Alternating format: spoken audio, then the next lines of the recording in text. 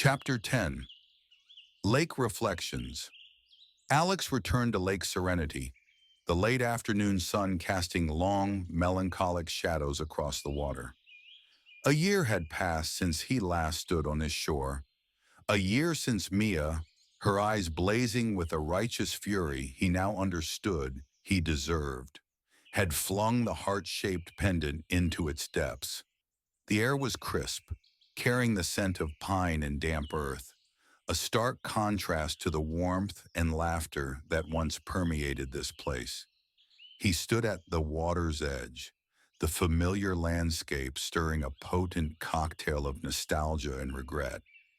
The lake, usually a shimmering expanse of blue, was today a somber gray, mirroring the state of his soul. He shoved his hands deep into his pockets, the worn fabric of his jacket offering little comfort against the chill that seeped into his bones. Mia, he whispered, the name catching in his throat, a sound barely audible above the gentle lapping of the waves. It was a name he hadn't dared to utter aloud in months, a name that echoed in the hollow chambers of his heart.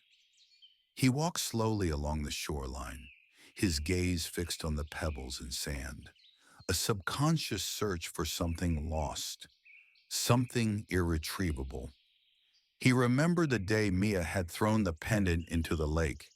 He had stood there, paralyzed, watching it sink beneath the surface, a symbol of their shattered dreams disappearing into the murky depths. He hadn't moved, hadn't even tried to retrieve it. He knew even then that it was gone for good, just like their love. Now, a year later, he found himself drawn back to this place, compelled by an invisible force he couldn't resist. He knew logically that the pendant was long gone, swallowed by the lake, perhaps buried beneath layers of silt and decaying leaves. Yet he couldn't shake the urge to search, to somehow undo the past, to rewrite the ending of their story. He knelt down, his fingers sifting through the damp sand, his eyes scanning the shoreline for any sign of the lost treasure. It was a futile exercise, he knew, but he couldn't help himself. He was searching not just for a piece of jewelry, but for a piece of himself, a piece of his past that he had carelessly thrown away. His internal monologue began, a familiar litany of self-recrimination and regret. Why, Alex, why? He berated himself. Why did you have to be so selfish, so reckless? You had everything, and you threw it all away. He remembered Mia's unwavering belief in their future, her unwavering commitment to their shared dreams. He remembered the way her eyes would light up when she talked about their wedding, their children, their life together. And he remembered how he had slowly, insidiously chipped away at that belief, how he had allowed his doubts and insecurities to poison their love. Sarah was a distraction, he admitted to himself, the truth hitting him with renewed force. She was a way to escape the pressure, the expectations, the fear of commitment, but she was never the answer. He closed his eyes, picturing Mia's face, her smile, her laughter. He remembered the way she used to brush his hair off his forehead when he was stressed, the way she would always know how to make him feel better. He missed her, not just as a lover, but as a friend, as a confidant, as the person who knew him better than anyone else in the world. He opened his eyes and resumed his search, his fingers now numb with cold. He knew it was pointless, but he couldn't stop himself. He had to do something, anything, to atone for his sins. As he searched, he reflected on the philosophical questions that had plagued him since their breakup. What was the true nature of commitment? Was it a promise that could be broken, or was it a sacred vow that should be honored at all costs? Was happiness a fleeting emotion, Or was it a state of being that could be cultivated and sustained?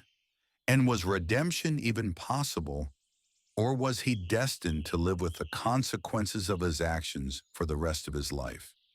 He thought about Mia and David. He pictured them together, laughing, loving, building a new life, a new future. He was happy for her, truly happy. He knew she deserved to be happy, and he was glad she had found someone who could give her what he couldn't. But a part of him, a small, selfish part, couldn't help but wonder what might have been. What if he had been stronger, more committed, more willing to fight for their love? What if he had resisted the temptation of Sarah, the allure of the unknown? What if he had simply been a better man? He sighed, the sound lost in the wind. He knew there was no point in dwelling on the past. He couldn't change what had happened. All he could do was learn from his mistakes and try to be a better person in the future.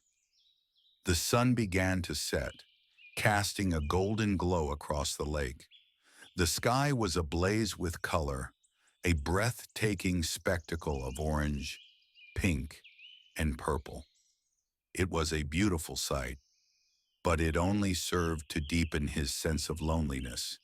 He was alone, completely alone, in a world that seemed to be moving on without him. He stood up, his knees aching from kneeling in the sand. He brushed himself off and took one last look at the lake. He knew he had to leave, to move on, to start a new chapter in his life. He turned and walked away from the lake, his footsteps heavy on the sand. He didn't know where he was going, but he knew he couldn't stay here any longer. He had to find his own path, his own purpose, his own way to redemption. As he walked, he remembered a conversation he and Mia had had about the lake. She had said that the lake was like life itself, constantly changing, always flowing, never the same from one moment to the next. He had scoffed at her sentimentality, but now he understood what she meant. The lake had witnessed their joy, their love, their heartbreak, their separation. It had seen them at their best and at their worst, and it had remained unchanged, a timeless witness to the human drama.